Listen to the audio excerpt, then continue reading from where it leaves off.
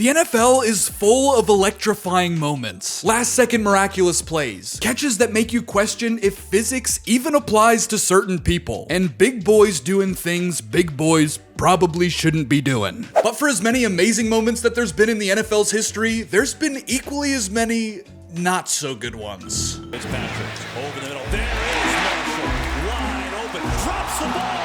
Eagles pick it up. They've got the turnover. Stanford bad, nowhere in sight. It's picked off. Chandler Jones takes it in. Hang on a second. We got to make sure he broke the plane on that, guys. It's also one of the all-time bonehead plays. So in today's video, we're gonna take a look at some of the best "what were you doing" moments in NFL history. Let's get into it. Every NFL team's favorite play is victory formation. The opposing team has no timeouts left, so the quarterback can simply snap the ball, take a knee, let the clock run out, and win the game. So when Giants quarterback Joe Pisarcik needed to do nothing more than to fall to the ground to beat the Eagles in 1978, he instead turned around and tried to hand it off, fumbling the ball in the process straight into an Eagles defender's hand, who took it back for a game-winning touchdown. Now known as the Miracle in the Meadowlands, this one moment literally changed the course of NFL history forever, as victory formation wasn't even a standard play until after this happened. But you know what might be worse than not kneeling when you're supposed to? No, I'm not talking about Colin Kaepernick, you sicko. I'm talking about kneeling when you're not supposed to, like Kirk Cousins did once in a game against the Eagles. You know in Madden when you accidentally call for a kneel down and there's no way to audible out? Well, that's essentially what happened to Kirk, because with an opportunity to score before halftime, he forgot what the play call was, and in a panic, just kneeled down and ran out the clock. You can see the immediate regret as he tries to keep the play alive, but the refs had already called the play dead and the half was officially over. He could have easily thrown this ball out of bounds and had another opportunity, but that's just not the Kirko Chain's way. You like that? You like that? Luckily for Kirk Cousins, he's not the only quarterback to have a brain fart this big, as current ESPN analyst and former Lions quarterback Dan Orlovsky committed one of the worst safeties of all time. I'm honestly not sure what's worse, Dan's take on Ty Simpson being a better prospect than Fernando Mendoza, or just how many steps he took out of bounds before realizing how deep in the end zone he actually was. Poor guy, I don't even know if he realized it. Jimmy Garoppolo even tried to recreate this moment himself over a decade later, but nothing will ever beat the OG Dan Orlovsky. Maybe the worst flub in Foxy sports history is that 99.7% of you watching aren't subscribed. If you can help me get that number even to just 99%, I would be eternally grateful. For those of you already in the 0.3%, that's for you. Now I gotta wipe down this camera lens. Nice. Tidy you up just a little bit. Daddy takes care of his kids. These days, Pat McAfee is dominating the sports commentary world, but back in his punting days for the Indianapolis Colts, he was part of the worst designed play call in NFL history. The Colts lined up in what seemed to be a trick play, where the entire team lined up on one side of the field while Pat stood alone behind the center. In no world was this ball supposed to be snapped, but for some reason it was, resulting in McAfee getting instantly blown up by the Patriots defense. To make matters even worse, a penalty was called on the play for an illegal formation because, yeah, what the hell kind of formation is this? At least Pat managed to redeem himself with some of the best punter tackles in NFL history, but still, this one's going in the lowlights record books. Sticking with special teams, just last season, one of the craziest sequences of events to ever unfold in football happened because a kicker stubbed his toe. Younghoe Koo, who was kicking for the Giants at the time, pulled up on a kick and shanked his toe directly into the turf. Now, as much as I've done this myself on many par threes, the wildest part about this play isn't actually the whiff itself, but what happened to a fan watching the whiff. Mark Toothaker was watching the game in bed with his wife when the play happened, and he laughed so hard that it actually gave him a seizure. After being rushed to the hospital, doctors discovered a small tumor on his brain that they were able to successfully remove, and Toothaker credits Younghoe's whiffed kick with saving his life. As a frequent traveler for work, he had his medical emergency happen at the perfect time and perfect place to be taken care of. Now that's pretty cool.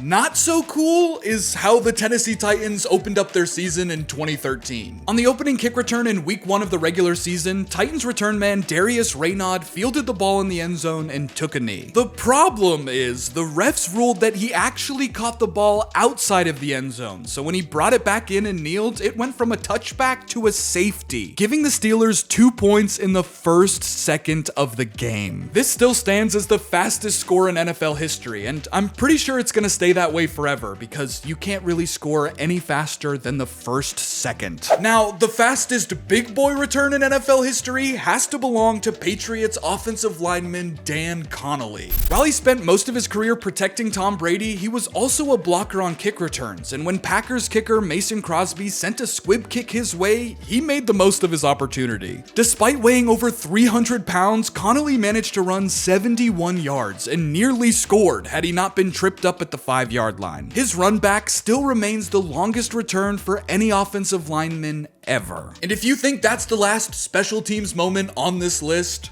boy, do I have some news for you. The Patriots actually have 2 more what are you doing special teams moments in their own history. First was when Doug Flutie kicked the first successful drop kick extra point in over 64 years. This archaic way of kicking the football was perfectly legal and even common practice back in the early days of football, but the evolution of the shape of the ball itself to become more pointy had made the play practically obsolete. Bill Belichick isn't one to shy away from unique decisions though, and he even had Tom Brady once punt the ball on 3rd down, and honestly, it was a pretty incredible punt. But the final Patriots special teams moment I can't not bring up involves a prisoner and a snowplow. In 1982, the Patriots were playing the Dolphins in the middle of a blizzard that was so bad that both teams were tied 0-0 with 4 minutes left. The Patriots were just 33 yards out from a go-ahead field goal when Mark Henderson, a man who was on work release from prison to help plow the sidelines, drove his John Deere tractor out onto the field to clear a spot for the kicker. After the Patriots successfully scored and won the game 3-0, Dolphins head coach Don Shula was livid about the situation and asked the NFL to take action, but they upheld the win and the Patriots hung the tractor in their Hall of Fame. The following year, the NFL made an official rule banning the use of snowplows for such an act ever again. Hey, I mean, at least sometimes the Patriots cheating was fun, but just sometimes. What's not fun is getting so excited about scoring a touchdown that you headbutt a cement wall and give yourself instant CTE. Or when you get so excited after sacking Aaron Rodgers that you tear your ACL doing his discount double check celebration. But you guys are doing my move. The discount double check move? It's my touchdown dance. Rodgers! Discount double check! But players aren't the only ones to have bad moments either. We've got to give some love, or maybe more appropriately, some hate to the referees. Maybe the most infamous moment referees have ever had in the NFL was in a game between the Jaguars and the Browns in 2001. With just a minute left in regulation on 4th and 3, and with the Browns in need of a touchdown, wide receiver Quincy Morgan caught a pass for a first down, except it might not have been a catch. Knowing this, the Browns rushed to the line and spiked the ball, officially ending any chance for the refs to review the prior play, but the refs, did it anyway. Illegally, they reviewed the catch even though another down had passed, and they actually ended up overturning the call. This decision was so egregiously wrong that fans at the stadium started chucking beer bottles at the officials, who ended the game with 48 seconds still on the clock, running off the field in fear for their life. In fact, we can thank this moment for stadiums across America switching to lightweight aluminum cans and plastic cups, so fans no longer had personal projectiles to throw at anyone on the field. This hasn't stopped Bills fans from getting creative though, so I guess democracy is still alive and well. Another referee mess up happened at the start of overtime in a game between the Packers and the Cardinals. Aaron Rodgers had just thrown a desperation Hail Mary to Jeff Janis to tie the game up, but when the team captains came out for the overtime coin toss, the coin never flipped. Referee Clete Blakeman quickly reflipped the coin and it landed on heads again, saving the NFL from yet another another controversy. Unlike in 1998, when the refs really screwed up a coin toss, but this time on Thanksgiving Day with all of America watching. As the coin was turning over in the air, Jerome Bettis called tails, which it landed on, but the official thought he'd called heads, so he gave the Lions the ball. Jerome immediately started complaining with the ref, and people still argue whether he said tails or head tails, but it was bad enough that the NFL changed the coin toss rules the following season. Now, instead of the players making their call while the coin is in the air, they have to make their decision before the coin is flipped. Thanksgiving Day games could honestly have their own list of what are you doing moments. There's actually that many of them, but none are more iconic than Leon Letts. With just 15 seconds left in the game, the Cowboys were leading 14-13 against the Dolphins when Jimmy Jones blocked the Dolphins' field goal attempt, effectively winning the game for Dallas. All the Cowboys had to do was not touch the ball and the play was over, along with the game, but Leon Lett just couldn't help himself, sliding into the ball, making it live again, and giving the Dolphins another field goal chance, which of course they made. Despite having a 22.5 sack season and winning 3 Super Bowls with the Cowboys, now when you hear Leon Lett's name, this is the play people think about. And honestly, that's kind of sad. I knew it was coming, you knew it was coming, we all knew it was coming. The butt fumble. There's no greater what the hell are you doing moment than Mark Sanchez serving himself up a big old plate of cheeks. It's not just the fact that he ran into his own lineman's ass and it popped the ball out, but also that the Patriots scooped the ball up and scored on this play. In fact, this was just one of 3 touchdowns the Patriots scored within a 52-second time frame during this game. Out of all the Jets' shortcomings over the last 50 years, this one takes the cake, or maybe more appropriately, Mark Sanchez's face took the cake. Perhaps the person most grateful for the butt fumble is Jim Marshall, because before that play, he was responsible for the most embarrassing fumble of all time, just not as the guy doing the fumbling. After his teammate stripped the ball from a receiver's hands, Jim scooped it up and started running the wrong way. Marshall is running the wrong way, and he's running it into the end zone the wrong way, thinks he scored a touchdown, he scored a safety. This ended up giving the 49ers 2 points on a safety and completely embarrassed Marshall. Fortunately for him, later in that same game, he caused a strip sack that his teammate would scoop up and score a touchdown with, so good for him getting his lick back right away. But not everyone even gets the opportunity to get their lick back, and sometimes the worst decision someone can make happens at the worst possible time. In week 1 of the 2002 season, the Chiefs were down 2 points against the Browns with 4 seconds left when Dwayne Rudd sacked Trent Green to end the game. Or at least that's what he thought. Little did he know that Brown had actually lateraled the ball, and the play was still going on when Rudd took off his helmet and threw it in celebration.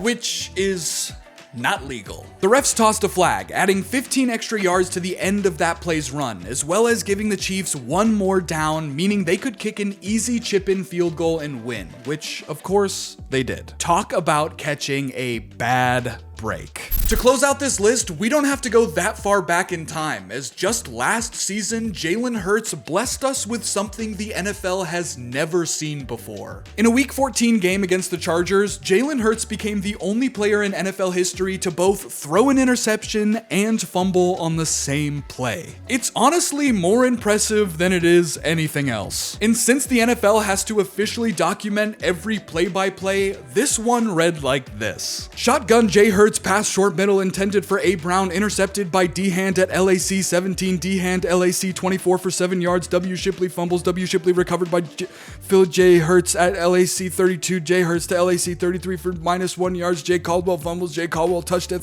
LAC 33, recovered by LAC T. Dye at LAC 43.